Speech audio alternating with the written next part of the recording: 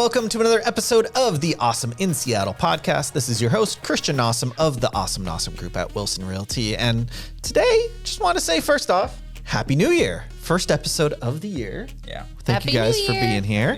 Today is one of my favorite episodes of the year. And if you're thinking about buying in 2025, this is a must listen to because it's our annual year in review episode. This is where we take a look at what happened last year in real estate, both nationally and in the local Seattle area. We will discuss interest rates, home prices, both in Seattle and nationally. We'll also delve into the condo market, the rental market, our predictions from last year, and we'll even have a special guest talk about mortgage rates. So this is going to be a lot of info, but it's really going to be helpful for you because in order to understand where we're going, you first need to understand where we have been. That's what this episode's all about. And don't worry, next episode is all about our 2025 predictions, which is my second favorite episode of the year. Because that's when we get to go, hey, this is what we think is going to happen. And then next year we get to go back and go, we were right, we were wrong. Here's what happened differently. It's fun. All right, so I want to welcome my two co-hosts today, both of whom are agents here on the Awesome Nossum Group. We have the lovely Joanna Beecher. Hello. And the awesome Varun Jain, who, like myself, is also an investor and will share his insights on real estate investing this year as well. So this is going to be a really good episode. Let's dig into this first. First, let's go over prices, because that's the first thing everyone really always wants to understand. So overall, in 2024, this was actually a pretty strong year for house price growth in Seattle. And this is strictly Seattle that I'm talking right now. I will go to the east side and also break it down a little bit differently nationally. But first off, let's just start Seattle.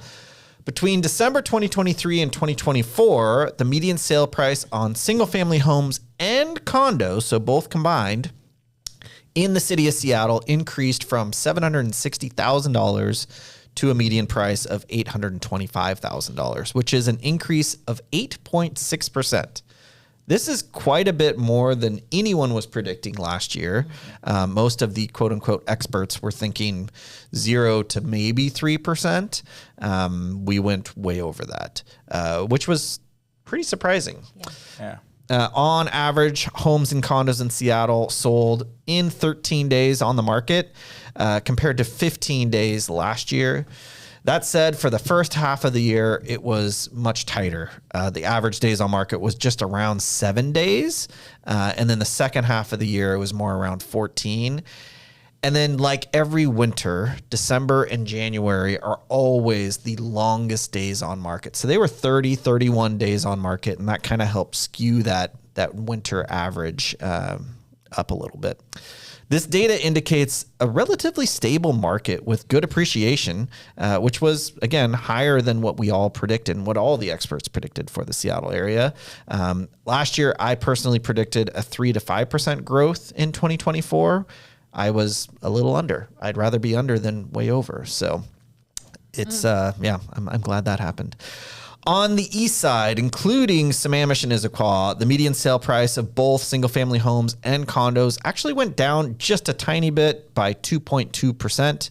That was a bit surprising, especially since single-family homes, not including condos, actually increased 9.8%. So condos really messed with these stats. It was kind of surprising when we started playing around with the numbers. And in King County, single-family homes and condo prices increased a more modest 2.6%. Joanna, let's go over the condo market. What happened there? Yeah, well, the condo market in Seattle, it showed some interesting trends in 2024. Overall, Seattle home prices were down 5.1% compared to last year. Yep. So the selling for a median price about $558,750. Mm-hmm. And on average, condos in Seattle sold just after 24 days on market compared to 45 days last year. Yeah. Or 2023, I guess. 2023, that condo market was struggling. It was not doing too hot. Yeah. I think, who knows, maybe that's Amazon coming back in and people getting prepped for that, everyday work. Yeah. I mean, they did announce that earlier in 2024 so that people could have been prepping it. They didn't really implement it. They kept pushing that implementation date back Right. And they staggered it. It was 3 days and then it was 5. So even the 3 would have pushed a bunch of people to come back. Could be. Yep. Could be. Could Yeah. be. And I mean, this data does suggest a little bit of cooling in the condo market. And that could be because of, the inventory, increased inventory, and maybe some changing buyer preferences. Yeah, we kind of discussed this a little bit too, where the influx of dadus being built in Seattle has, and some of those are on the lower end of that price point. Yeah. Where you could either choose to live in a condo With shared walls. with shared walls and floors and all all that. that. Yeah. Or you could get a completely detached, not a townhome with a shared wall or two, but completely detached, get a dadu, a And that detached just- accessory dwelling unit, DADU. That gives you that feeling of freedom a bit more. You don't feel like you're, in that kind of just that building with all these people on top of you. Yeah. Some people love that feeling. Totally. And some people just really do not want to do it, and that's fine. And that's where these dadus are coming in really clutch, I think. Yeah. Speaking of dadus, let's go over the investor market, Varun. So the investor market, Christian, as you mentioned, the inventory was low. And so investors also found it difficult to find the right deals. But we did see a lot more of the dadus being built. Yes. And this was the hot trend, right? Yep. Investors build more dadus. Investors shied away from townhomes, which are usually more expensive because of the MHA fees in Seattle. Yes. But An MHA fee, again, is mandatory housing affordability fees. Right. They're not cheap. It adds an additional, depending on where it is, it could be a few $100,000 Just in for the project, yeah. fees. Just in fees, right? And then there's also restrictions on where you can do that. So it's dictated by zoning. Whereas when you're building dadu, it's a free for all because most neighborhood residential lots allow for a dadu. Yes, exactly. And so investors move towards that play.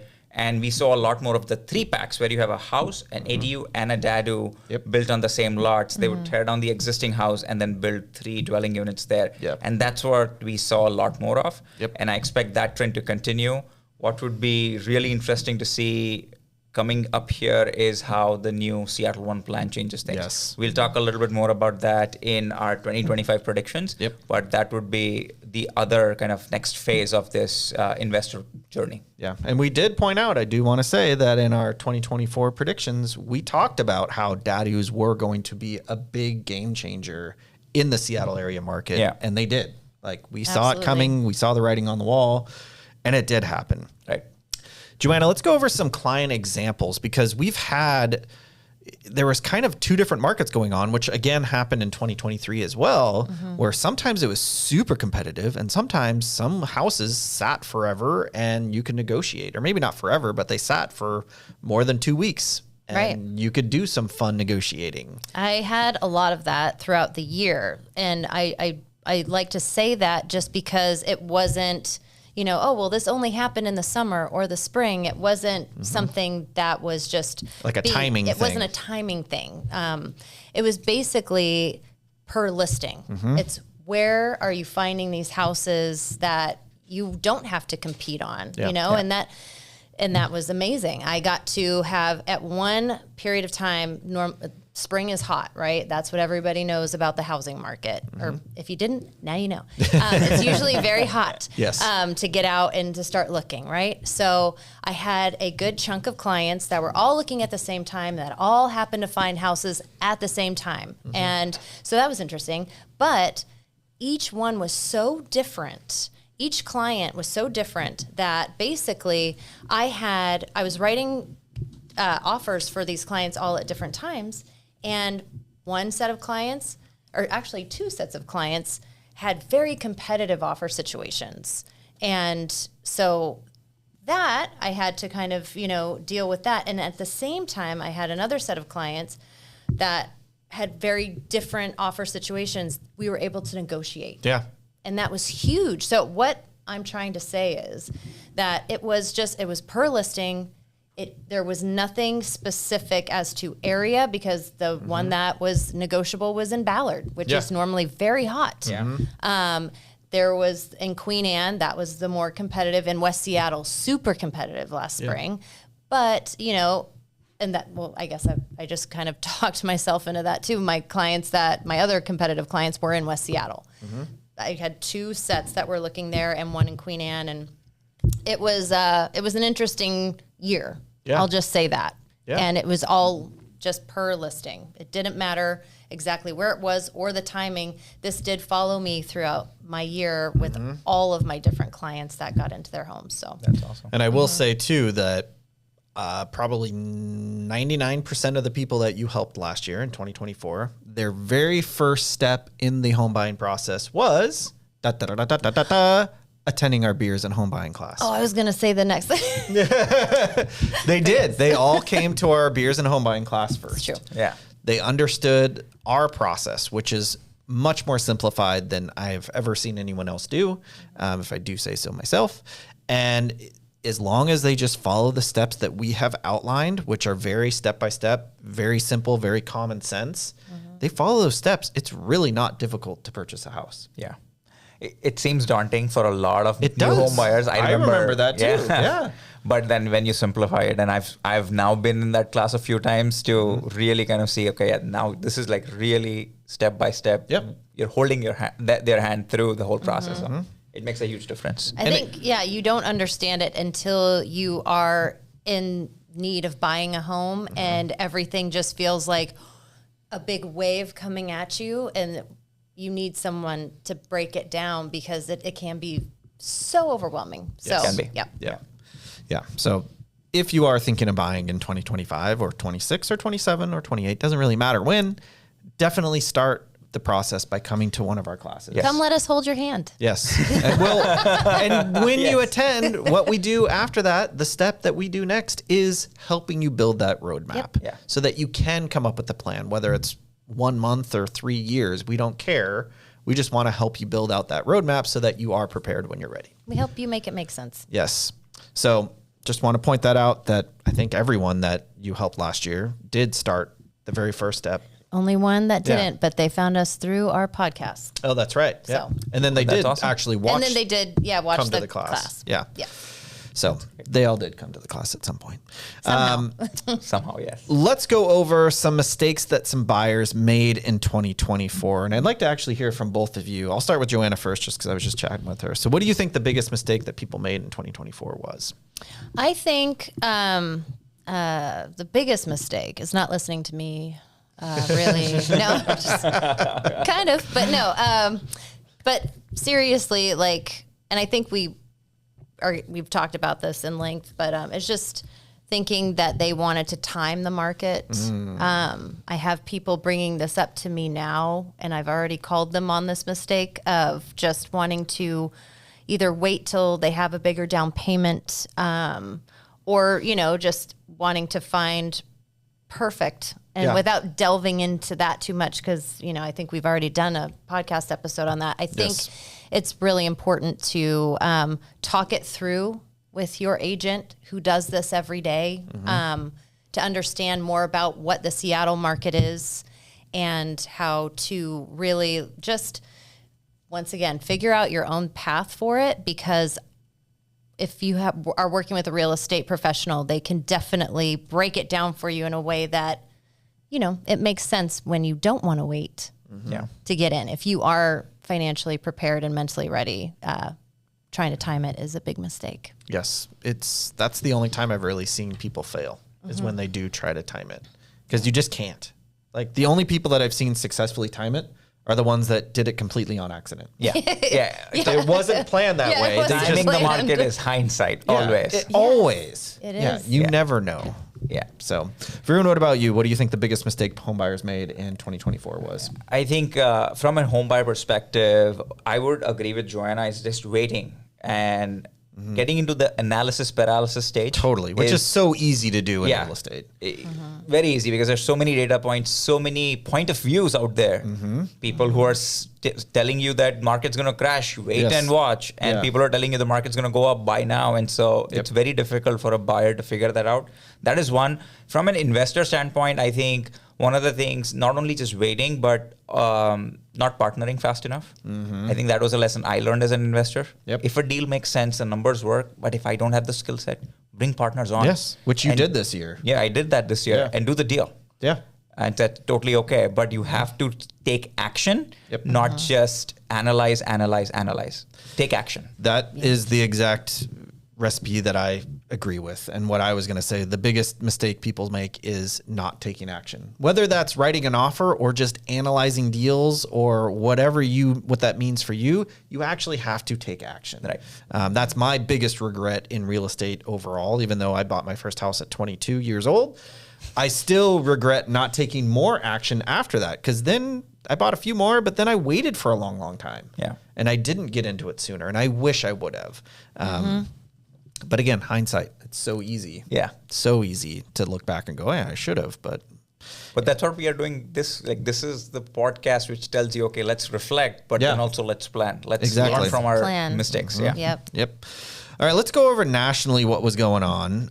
Joanna, what happened? What happened nationwide with real estate? Well, nationally, the prices did continue to rise. In November of 2024, the U.S. home prices were up 5.4% compared to the previous year, selling for a median price of $429,813. That'd be so great if that was like Seattle prices. I know. I think about that all the time. I'm like, nationally, or could that just be here? Yeah, no, not going to happen. That Just for our offers. Yes, please.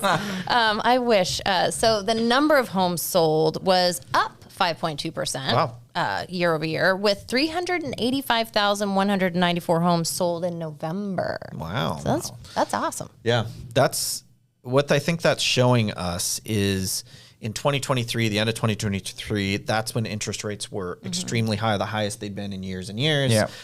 People were freaked out. They just didn't like that. Yeah. So they weren't moving forward. And in 2024, home buyers were getting more comfortable with the idea of those high interest rates. Interest rates were coming down. They're still not low, but they're not as high. They're not in the sevens. They're somewhere else. And we'll bring on special guest here in a moment to talk about that. Varun, let's talk about rents. What happened with those nationwide? Because although we're talking about overall home prices and home buying, the rental market does play a part of this for sure. Yeah. And so nationally, rents in May 2024 were up 0.5% from last year. So not a huge increase, kind of flat. On the contrary, in Seattle, rents in May 2024 were down 6.6%. So Seattle was kind of a little bit different, which is interesting. But I would caveat that by saying that stabilization of rent did play some part, but affordability was still a huge issue because, again, as we know, inflation was high. And so not just rents, but your day-to-day items were still pretty expensive. Everything was so expensive, Yeah. And that plays a huge part. I think part of what was going on with those rental decrease as well is there was a lot of newer inventory on very expensive apartment buildings, especially in South Lake Union downtown, that were just sitting there vacant. And they were giving away concessions, free months, dropping, they don't want to decrease the actual rental amount, but they'll throw in a couple free months and free parking or all these other extras that they can do to keep the stats as high as possible. Right. But it was oversupply. Yeah. And I think that's what happened here. Could be, I didn't see that with any of our rentals. If anything, our rentals either stayed flat or went up slightly. And I haven't heard from any other investor friends that their rental prices went down. Yeah, both my rentals, I was able to rent higher than the previous tenants moving out. So it could be the condo market and the newer apartment buildings in downtown that played a big role here. And also there was a lot of newer ones built in the U District as well, near the light rail station. And those were pretty expensive for what they were.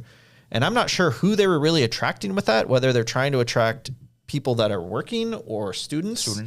Because they're not really geared there. I mean, the students that have a lot of money, I guess, could live there. Yeah.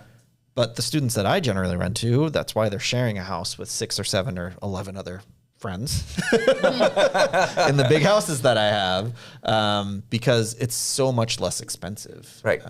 Right. Yeah.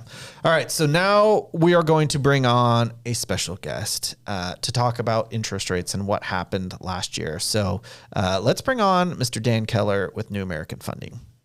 Hey guys, it's great to be here with you. Yeah. Thanks for coming, Dan. So let's go into rates. What happened with mortgage rates in 2024? It was a bit of a roller coaster at times. So let's give a quick recap of what went down. Well, luckily for you, I came prepared. You usually do. You usually do. And that's So- why we love having you on. If you're watching this on YouTube, you're going to see a slide come up, and I wish I could take credit for this. Mortgage News Daily. I highly recommend that website, their app. Their app is great for tracking what's going on with interest rates. Yeah, I mean, mortgage as a rates. real estate agent or even as a home buyer, I tell my home buyers, our rates at New American Funding are right there. Sometimes we're a little bit lower, sometimes we're a little bit higher. Credit score plays a difference, down payment, points, all of that stuff. But for the most part, it's pretty accurate in regards to the rates that banks are offering. Yes. Okay. So Mortgage News Daily, they came out with this little slide the other day, and I took a screenshot of it, and I'm giving them credit on it. But I loved it because you said this earlier, Christian. In order to realize where we're going, you have to understand where we're at and where we've been. Yep. Right? So let's talk about that. So obviously, we're January of 2025. 30-year fixed rates today, right about 7.1%. Okay? Let's go a year ago. Let's go back 13 months ago. Okay? So December 2023, 30-year fixed rates, 7.08. So basically About the unchanged same, yeah. year over year. Now, let's backtrack a couple of months right before that. So October, gosh, we can all remember this. October of 2023, 8.03%. Yeah. Ugly, ugly, ugly. I mean, I They even were saw them so as high as high. like 8.5. Jeez. It was ugly. But here's the cool thing. Now let's fast forward to just about 4 months ago, which is September of 2024. I remember we were doing a podcast. We were like, heck yes, this is it. Rates are finally coming down. So September of 2024, 6.10%. So we saw year over year, about a year ago, 7.08. Today, 7.1.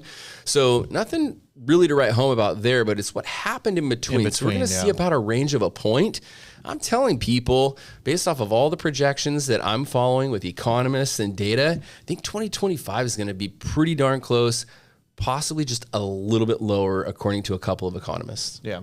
So not a massive change overall year over year, but in between, there were definitely times where they were higher and they were lower. And that's just what happens. All the different economic data comes out, jobs reports, everything comes out and it sways what's going on. What's really interesting to understand, though, if you take out September of 2024, take away that month where rates dropped down, it was 7% whole year. across the board. Yeah.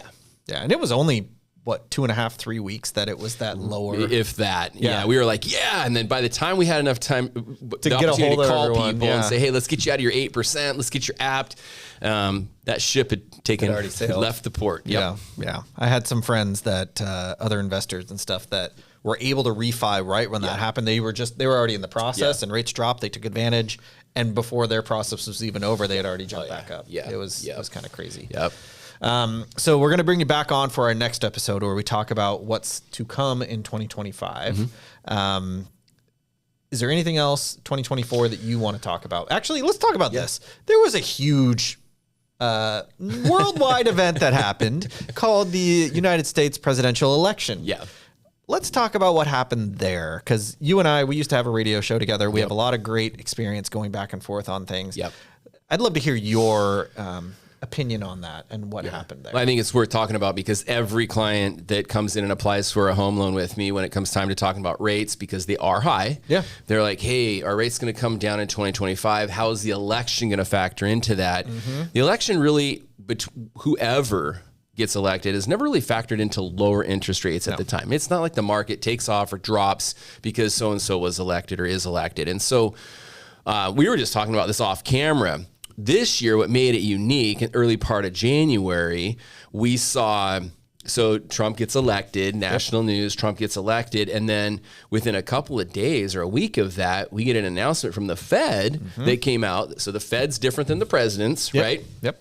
Fed came out and said, hey, we're going to kind of, we're taking a different stance on our Fed rate policy for 2025. Instead of an estimated 1 to 1.25% drop in the Fed rate, which remember, you guys, the Fed rate is not mortgage rates, but mortgage rates move indirectly with. So if you overlap the Fed rate historically and mortgage rates, you'll see that they're kind of in line with each other. Not perfectly, but they do follow each other. Indirectly, they move with each other. So right after Trump gets elected, the Fed comes out and says, hey, we're going to pull back a little. So our estimated Fed rate cut for 2025 is only 0.5% or 50 basis points. mortgage rates went right back up about a little less than 0.5%. So, and that was in 1 week of each other. 1 week, yeah. So that had nothing to do. Getting elected, and that had nothing to do with the election. So what I do tell clients right now, the stock market loves Trump. Okay, it is what it is. So you're going to see the stock market do its thing over here. Mortgage bonds, typically you have investors that invest in the stock market, and you have investors that invest in bonds. Okay, bonds help or worsen mortgage rates. What's going to impact mortgage rates in 2025, and this is what's important to know, is jobs and inflation. Now, this happens to be perfect timing. It's the 15th of January. This morning, we had a core inflation report come out, and it missed expectations. So we've seen a huge rally today, an improvement in mortgage rates. So that's what you need to watch in 2025. Inflation needs to come. We all know this. Inflation needs to chill out, right? Yes. And then please. We want to keep our eyes on unemployment numbers and new jobs created. Those are the three main factors really that will impact rates in 25. Okay. Well, cool. I hope that you got a ton of info on this 2024 year in review podcast. Dan also spilled the beans a little bit on what to expect in 2025. We're going to have him back on for that episode, which comes out February 1st. So make sure you keep that on your calendar, listen to that, and we'll see what happens in 2025. But for today, thank you so much for viewing if you're watching on YouTube or listening to us on the podcast.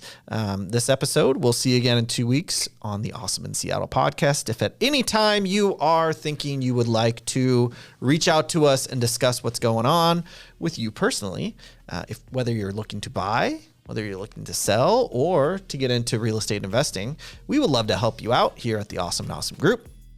You can schedule a time to chat with us right on our website, which is awesomenossum.com. You can also go and schedule right with us from our website, awesomenossum.com/schedule. Our info, our phone numbers, everything is right there on the website. And if you want to reach out to Dan Keller of New American Funding, Dan, what's your info? Yeah, you can just Google me, Dan Keller Mortgage, and you can find all my information online, or the easiest is go to Instagram at @MyMortgageGuyDan. Do you want to give your whatever number? Probably should give my MLS ID, NMLS ID number, because we did talk about interest rates a little. We didn't make any rate quotes or anything. No, but I always want to keep you. Bring us back to our old radio days. My license number is 11534 and Niner. You got the Niner in there. All right. Well, thanks for watching, and we'll see you in 2 weeks with our 2025 predictions.